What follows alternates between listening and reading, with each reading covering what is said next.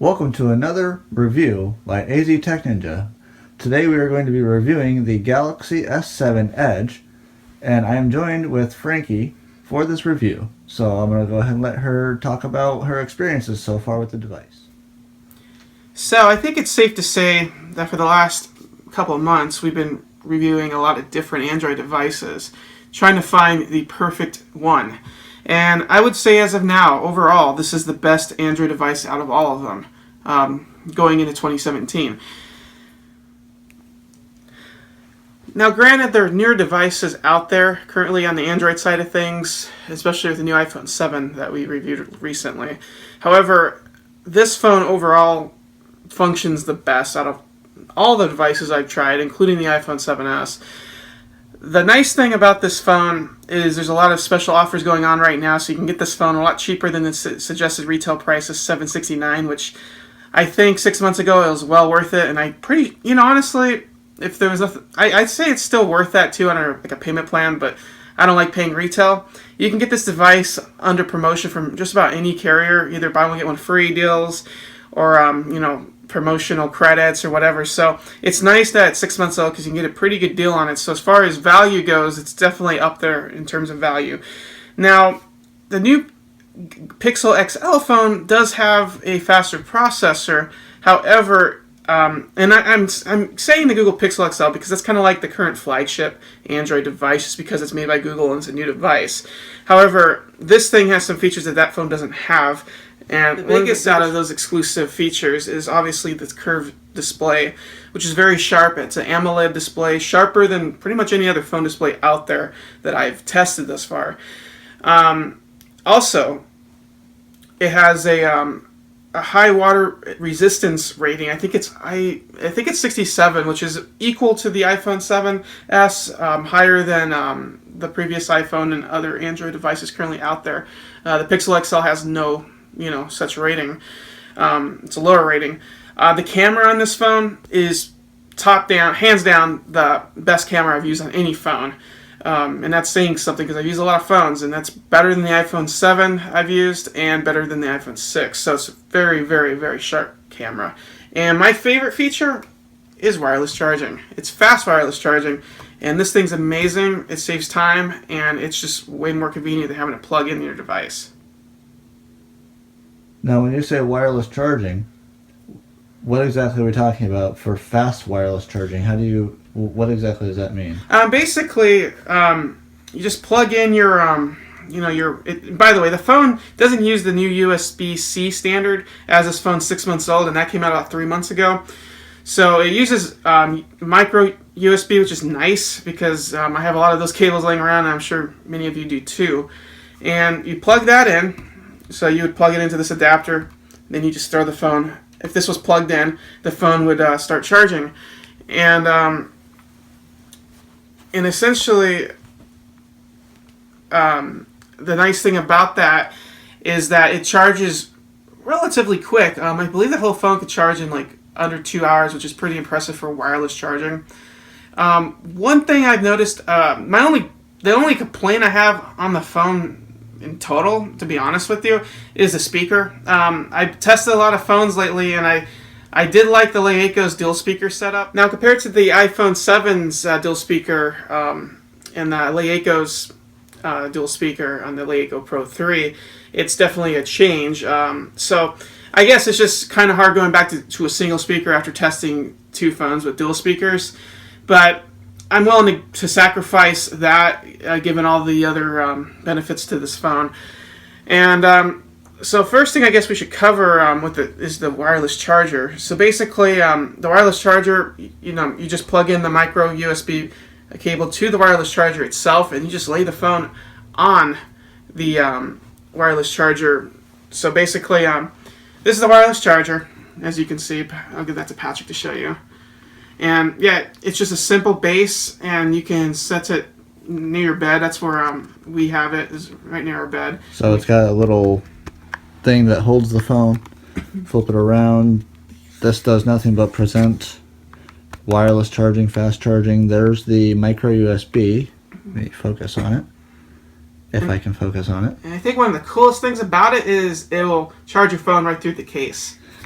And yeah, which is a huge thing because some of the chargers can't even do that through the case, and it will charge your phone in about 2 hours. If I haven't already mentioned that, as you can see, input 5 volt, input 9 volt. The 9 volt I think is the fast charge. Yeah. And then output doesn't show up on here, but oh wait, so okay, here you go. 5 volt, 2 amp, 9 volt, 1.67 amp. I'm assuming the higher voltage is for the faster charging. Why it would lower the amperage though is beyond me, but I have no idea. But yeah, so the phone back in the screen here. To talk about the screen real quick. So the screen is I believe they call it QHD, which is I think it stands for Quad HD. I don't really know why it's quad. I guess maybe, but whatever. That means it's basically past 1080p. It's about 2560 by 1440. That's the right, 2560 by 1440. So basically, with that means that the resolution, the pixels per inch, is more compressed, which means your pictures are going to appear sharper. And with it being an AMOLED display, the colors are very vivid. It's a huge plus compared to the LCD screens I've used on the iPhone and the Leiko phones I've been using. Now, basically, coming from iPhone, I got used to the LCD, I got used to 1080p, and I never really saw the purpose of, never really cared, honestly, about QHD displays and AMOLED technology. AMOLED technology is the newer technology that pretty much all the displays will be moving to within the next 5 years, and it's basically more advanced, vivid colors. And QHD is on such a small screen provides such a sharp crystal image that I've been turned into a believer after using iPhones.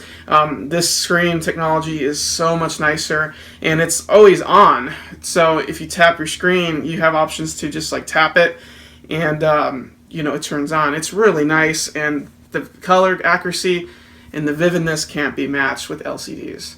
Not to mention the factor of power consumption is it's lower. way lower. And that's another thing I'm going to move to next is the battery life on this phone is amazing. The battery life may not be as good as the crazy, huge Leiko Pro 3's battery, but it's pretty close. I can easily get one full solid day. I mean 24 hours, not like 9 to 5. I mean a full 24 hours of battery time with this phone, which is very impressive given how often I use it. And now, exactly how big is that battery? That's a good question. If I've heard correctly, it should be right around the 3,600 milliamp hours? Yes, and that's compared to the 4,000 rating on the Late Pro 3, which was the craziest, highest battery rated I've used on a smartphone. But this is pretty close to the Late Pro 3's battery life, and that's pretty impressive, considering being a smaller battery.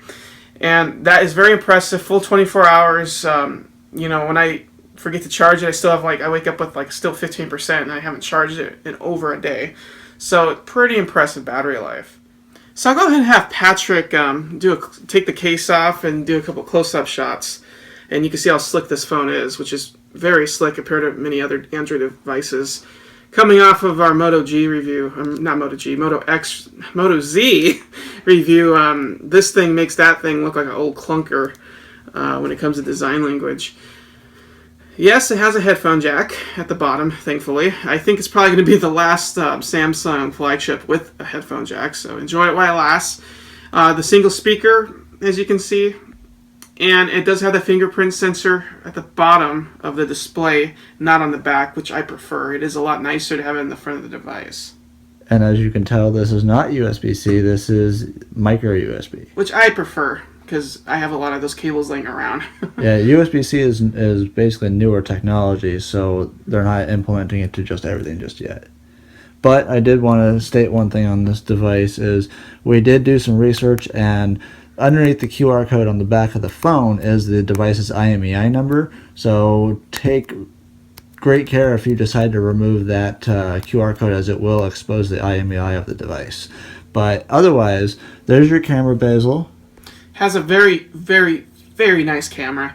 Best camera I've used on a smartphone. Super sharp images. It doesn't have a dual camera design, but the quality of the camera and the noise reduction of the camera is way way of a better feature in my opinion. And being able to zoom a couple extra, uh, you know. So we have the noise cancellation microphone. Yes. We have is it a dual or a single SIM card tray slot, or is that the SD It's a card? micro SD / SIM card tray, which is so nice having the ability of having a micro SD card because the phone comes standard with 32 gigabytes of space, and you could pop in a 256 gigabyte SD card and have memory for days.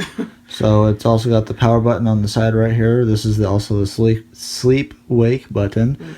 On the other side of the device, you got your volume up and down buttons. The home button at the bottom, which doubles as a fingerprint sensor. So this one is a physical, not a haptic style like on the Le Echo, but it still works just fine, as you can tell. It works very quickly. Of course, my finger is not in there, so it's not going to do that. The screen reaction, as you can tell, is pretty darn fast.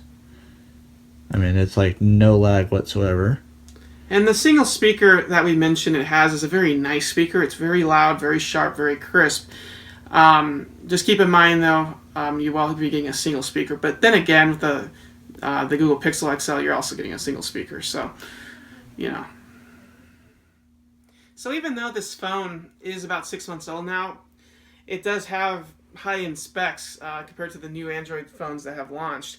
It is running a Snapdragon 820 at, I believe, 2.15 gigahertz. I could be wrong. It's either 2.15 or 2.2. I know that, and that's the US variant. If you have an overseas variant, it's running a completely different processor. But yeah, it has 4 gigs of RAM, and we already mentioned it comes with 32 gigabytes of storage that's expandable up to 256 gigabytes with a micro SD card. I think that 4 gigs of RAM on it. Yeah, all Android phones have 4 gigs of RAM at this point. That's a flagship standard with Android. The iPhone 6s Plus has what? 3. It's 3? Oh. Yeah.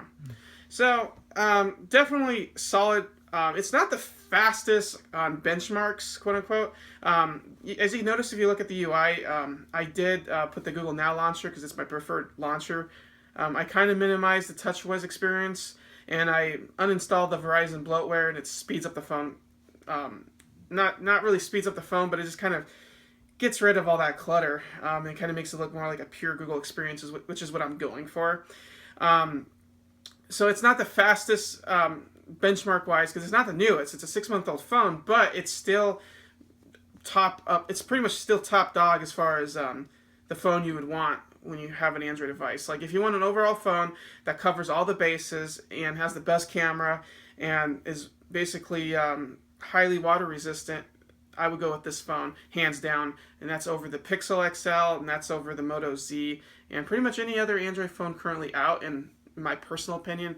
And this has nothing to do with the OS wars, but I would choose this over the iPhone. It makes the iPhone look very old in comparison. Well, that's going to be the end of our review of the Samsung Galaxy S7 Edge. I hope you enjoyed it, and if we find any new information or anything, We can do a follow-up video. about it, we'll do a follow-up video on it and let you know. If you want to see brake tests or anything like that, you can check out like Linus Tech Tips or check out various other channels that have drop tests. I believe iDownloadBlog does drop tests all the time, so yeah, One quick thing I didn't cover is the selfie camera. I covered the back camera a lot, but the selfie camera is absolutely outstanding. One thing it doesn't have is a front LED, but you can download apps that make the screen light up, kind of like on the iPhone. But even as is standard, it's one of the best selfie cameras I've ever used. Well, that's good to know, because everybody loves taking selfies. Oh yeah.